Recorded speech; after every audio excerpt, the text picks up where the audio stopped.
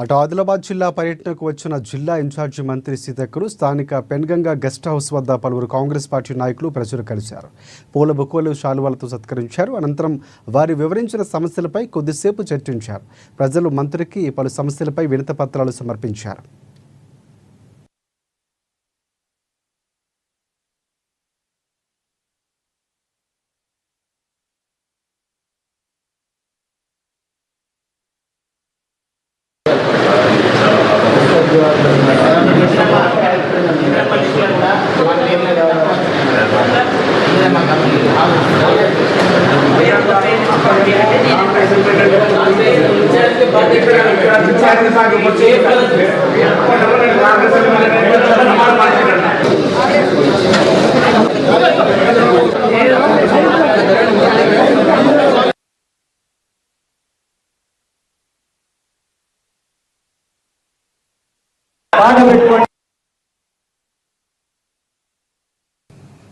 ఆదిలాబాద్ జిల్లా బోధ్ మండలంలోని ధన్నూరు